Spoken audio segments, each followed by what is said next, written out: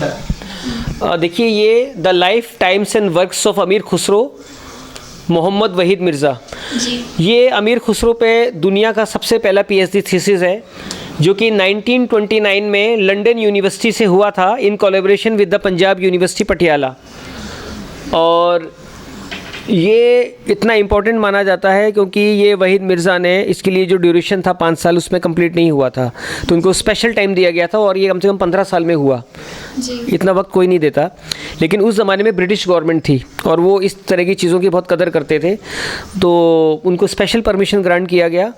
और यही वो किताब है जिसको पढ़ के दुनिया के 80% स्कॉलर्स आज अमीर खुसरो के बारे में बहुत कुछ जानते हैं, क्योंकि ये अकेली ऐसी किताब है जो कि इंग्लिश और हिंदी उर्दू में भी है ये।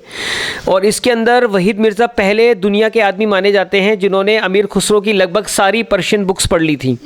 कोई एक आध गलती से रह गई होगी, लेकिन 90% वो पढ़ चुके थे। और उसको पढ़ने के बाद ही उन्होंने इस ग्रंथ, इस पीएचडी को लिखा। और इससे हमें अमीर खुसरो के वर्क्स और उनकी पर्सनैलिटी के बारे में बहुत सी रेयर बातें पता लगती हैं, अमीर खुसरो के काव्य के बारे में।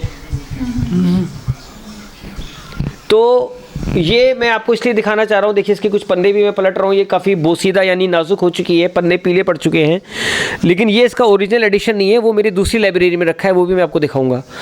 ये इसका एडिशन है जो 1975 में 3rd बार रीप्रिंट हुआ था। ओके, आप 3rd एडिशन दिखा रहे हैं। हाँ, फर्स्ट एडिशन की हालत तो इससे भी बहुत खस्ता है जो 19। ठीक है। ये देखिए ये है और इसमें इनकी सारी डिटेल है, लेकिन आपको आश्चर्य होगा कि इस किताब में भी बहुत सी ऐसी चीज़ें नहीं हैं जो मुझे पता लगी जो इसमें नहीं है, तो वो फिर मैंने अपनी किताब में दी हैं, वो आपको मैं जब हिंदी के सेक्शन में जाएंगे तो दिखाऊंगा जी। ठीक है। तो अब इसके बाद हम एक अगली किताब पे चलते हैं, और ये भी एक बहुत इम्पॉर्टेंट किताब है जिसका नाम है the life times and works of Amir Khusro Dehlavi, edited by doctor Zoe Ansari. इस किताब के प्रकाशन की एक बहुत ही दिलचस्प कहानी है कि 1974 में इंदिरा गांधी जब प्राइम मिनिस्टर थी उनके ज़माने में एक डेलीगेशन जो है वो गया था यहाँ से रशिया, और उसके बाद वहाँ एकेडमी ऑफ साइंसेस में प्रोफेसर गॉफरोफ जो डायरेक्टर थे उन्होंने उनको ये एक इनविटेशन दिया कि हम अमीर खुसरो का 700 साला जन्म शताब्दी वर्ष मनाना चाहते हैं। तो उसके बाद वहाँ की गवर्नमेंट का जब ये प्रपोजल आया तो यहाँ के लोगों ने कहा कि वो तो इंडियन थे तो हम इसको सेलिब्रेट करेंगे, तो उस ओकेज़न पे ये बुक पब्लिश की गई थी और 7 साल तक लगातार अमीर खुसरो का ये मनाया गया था। तो 7 सालों तक अलग अलग एडिशन में ये किताब छपी है? नहीं, ये किताब तो उसमें से एक पब्लिकेशन है, उस समय बहुत सारे पब्लिकेशंस छपे थे और उसमें बहुत सारी कंट्रीज़ ने पार्टिसिपेट किया, जिसमें रशिया उस समय वर्ल्ड पावर था, लेकिन अब स्प्लिट हो गया है 5 रिपब्लिक्स में, Tajikistan, Uzbekistan, Kazakhstan, Azerbaijan, Kyrgyzstan में। फिर उस समय पाकिस्तान भी था, ईरान भी था, टर्की भी था, इन सब कंट्रीज़ ने पार्टिसिपेट किया। मैं ये जानना चाह रही हूँ सर कि ये जो किताब है, ऐसे आपने कहा कि 7 सालों तक इसे मनाया गया था, 700 साल का। हाँ। तो उस समय और भी किताबें इससे जुड़ी हुई पब्लिश हुई थी? और हाँ, कम से कम 150-200 किताबें छपी थी। ये देखिए इसमें एक पेंटिंग भी कितनी सुंदर है, आप देखिए एक अमीर खुसरो पे एक दुर्लभ पेंटिंग भी इसमें छपा है जो कि कलकत्ता के विक्टोरिया मेमोरियल म्यूजियम में रखा हुआ है। और कीजिए सर कैमरे के सामने, 1 सेकंड सर। हाँ, अब सही आ रही है। और ये बहुत ही दुर्लभ पेंटिंग है जो कि कलकत्ता के विक्टोरिया मेमोरियल म्यूजियम में रखा है और अब कहीं देखने को मिलता नहीं है, तो ये उन्होंने बुक के कवर में साथ में दिया है इसको ग्लॉसी पेपर पे, जिसमें दिख रहे हैं हज़रत निज़ामुद्दीन औलिया और अमीर खुसरो। और इनके बाल आपने देखा होगा जैसे लड़कियां लंबी लंबी चोटियां बनाती हैं, तो उस ज़माने में सूफ़ी जो थे वो लंबे लंबे बाल रख के चोटियाँ बनाया करते थे। तो ये इस पेंटिंग में दिखाया गया। ये हैदराबाद दक्कन स्टाइल है। पेंटिंग्स का भी भारत में बहुत तरह के स्टाइल रहे हैं, जिसमें जयपुर शैली रही है, मिनिएचर पेंटिंग्स रही हैं राजस्थान की, आपने सुनी होंगी मिनिएचर्स। उसके बाद ये हैदराबाद दक्कनी स्टाइल है, जिसमें दक्कन के बड़े बड़े आर्टिस्टों ने अमीर खुसरो की मसनवियों, दीवानों और उनके पोर्ट्रेट्स को बनाया है जी।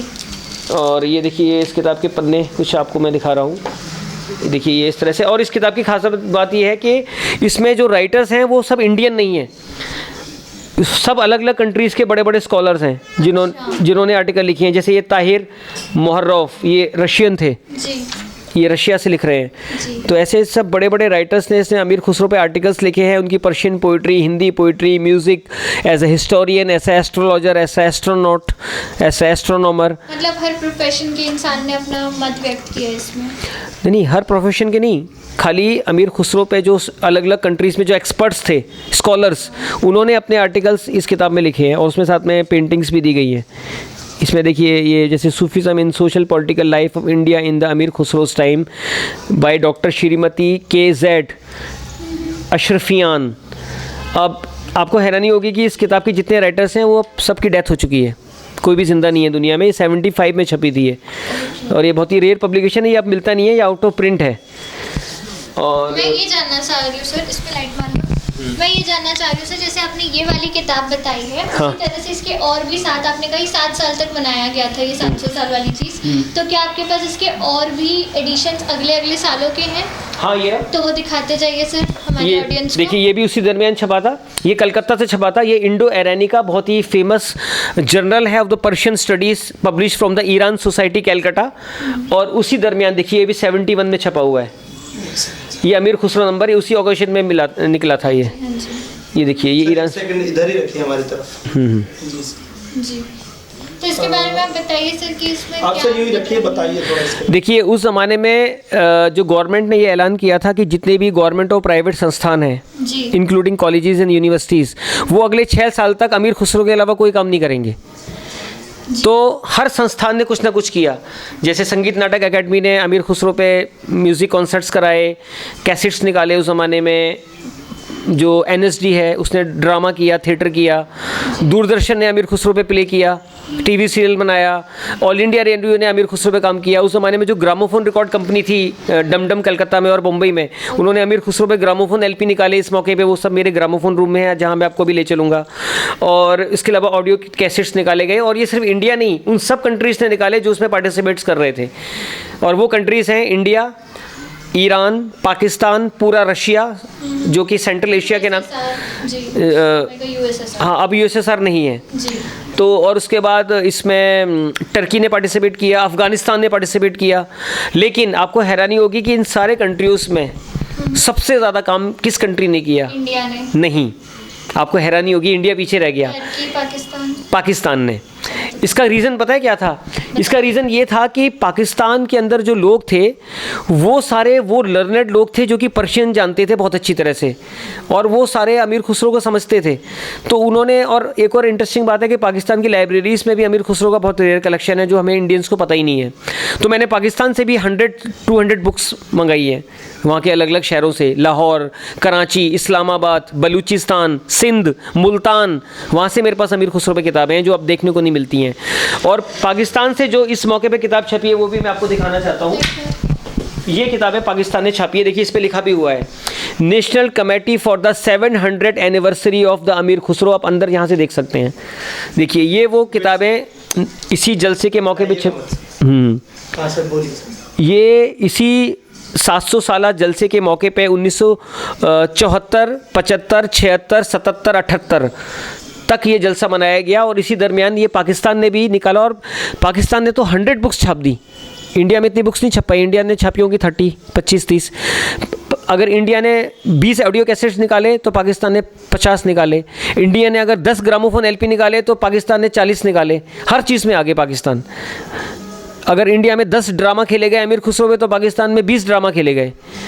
तो ये पाकिस्तान में हर चीज़ बहुत, मतलब इनको बहुत वो किया गया। और इससे क्या हुआ कि अमीर खुसरो की वो चीज़ें जो लोगों को नहीं पता थी वो सामने आई। जैसे इसका कंटेंट देखिए, फैज़ अहमद फैज़ बहुत बड़े शायर हैं, लोगों को पता ही नहीं, उनके जो फैंस हैं उनको भी नहीं पता कि उन्होंने अमीर खुसरो की एक बुक का प्रीफेस लिखा हुआ है। कितनी बड़ी बात है, introduction written by Faiz Ahmad Faiz on a book published. हाँ, और देखिए इसमें लाइफ टाइम एंड वर्क्स अमीर खुसरो, डॉक्टर वहीद मिर्ज़ा ने एक चैप्टर लिखा है। फिर Amir Khusro lyrical poetry by KB Naseem, the Arabic poetry and the prose of Amir Khusro, doctor Zahoor Ahmad Azhar, music Khusro the innovator, Raja Sultan Maqsood. ये पाकिस्तान के बहुत बड़े क्लासिकल वोकलिस्ट और म्यूजिशियन हैं जिन्होंने अमीर खुसरो के संगीत यानी मौसीकी पर आर्टिकल लिखा है। मैं माफ़ी चाहता हूँ, मौसीकी जो है रॉन्ग लफ्ज़ है, इसका असली लफ्ज़ है मूसिकी। हिंदुस्तान के उर्दू वालों ने और मुसलमानों ने इसका प्रोनाउंसिएशन गलत कर दिया है, बिगाड़ दिया है। इसका सही ट्रांसलेशन मौसीकी नहीं है, मूसीकी है, याद रखिएगा। ठीक है, मूसीकी, क्योंकि ये इसका आप रूट देखिए, ये आया पर्शिया से, पर्शिया में मूसीकी बोली जाती है। Amir Khusro's influence on the contemporary culture, professor Ahmad Hasan Dani, the influence of Amir Khusro on the development of the Indian Aryan languages, Zaheer Fatehpuri. और इस किताब को हम आगे अगर चलेंगे तो देखिए ये प्रीफेस है फैज़ अहमद फैज़ साहब का लिखा हुआ। फिर ये पहला चैप्टर मोहम्मद वहीद मिर्ज़ा का आ जाता है। ये देखिए इस तरह से ये किताब चल रही है। और देखिए इस किताब की हालत आपको ऐसी लग रहा होगा कि अभी ये नई छपी है, आपको पुरानी नहीं लग रही होगी, क्योंकि ये मैंने बहुत संभाल के रखी है। और ये इस्लामाबाद में जो नेशनल बुक फाउंडेशन है पाकिस्तान का, उन्होंने इसको छापा था, शाया किया था।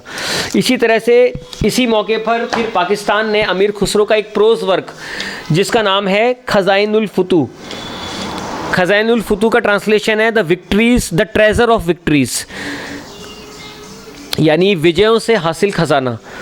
जब आप जंग पे जाते हैं तो जीतते हैं, तो जीत के बाद जो ख़जाना हासिल होता है इसको अमीर खुसरो ने खज़ाइनुल फुतू का नाम से लिखा है। ये प्रोज़ वर्क है जिसमें अमीर खुसरो ने सुल्तान अलाउद्दीन खिलजी की जितनी भी मिलिट्री एक्सपीडिशंस थी उसकी हिस्टोरिकल हिस्ट्री लिखी है, ऐतिहासिक दस्तावेज है। और आपको जानकर आश्चर्य होगा कि यही वो ग्रंथ है अमीर खुसरो का जिसमें अमीर खुसरो ने सितार का उल्लेख किया है। आपके दिल्ली यूनिवर्सिटी के म्यूज़िक फैकल्टी का ये कहना है कि अमीर खुसरो ने अपने किसी भी ग्रंथ में सितार और तबला शब्द का इस्तेमाल नहीं किया, जो कि सबसे बड़ा झूठ है। आज मैं आपको प्रमाण दिखा रहा हूँ। अमीर खुसरो की खज़ाइनुल फुतू वो पर्शियन प्रोस बुक है जिसमें अमीर खुसरो ने सितार शब्द का प्रयोग किया है, बल्कि इंडिया में ये साबित किया गया कि अमीर खुसरो ने सितार वर्ड का प्रयोग ही नहीं किया। देखिए कितनी बड़ी गलतफहमी है। और इसमें भी क्योंकि वो पोएट थे तो उन्होंने एक बड़े ही इंटरेस्टिंग वे में इसका यूज़ किया है। कैसे कि वो एक मिलिट्री एक्सपीडिशन का एक्सप्लेनेशन देते हुए कहते हैं कि राजा की जो फ़ौज है वो दुश्मन का पीछा करते हुए दौड़ी हुई चली जा रही थी। दुश्मन अपनी जान बचाने की गरज से भागता फिर रहा था, उसको डर लग रहा था कहीं वो राजा के हाथ आ गया तो मारा जाएगा। और अपनी जान बचाने के उद्देश्य से उसने देखा कि एक बहुत ही संकरी गली है, उसमें वो दुश्मन के घोड़े घुस गए फ़ौज के, पतली गली है। तो अमीर खुसरो ने उस गली की तुलना पता है क्या की है? वो कहते हैं कि ये गली तो ऐसी लगती है जैसे सितार के तार जैसी पतली है। ये देखिए, तो यहाँ उन्होंने अपना सितार का जिक्र किया, सितार शब्द का इस्तेमाल किया है, जो कि आपके दिल्ली यूनिवर्सिटी के म्यूज़िक फैकल्टी को पता ही नहीं है। क्यों नहीं पता? क्योंकि वो अमीर खुसरो के ओरिजिनल पर्शियन वर्क्स पढ़ते ही नहीं है, उन्हें पर्शियन ही नहीं आती और सारी रिसर्च हवा में चल रही है। ये बात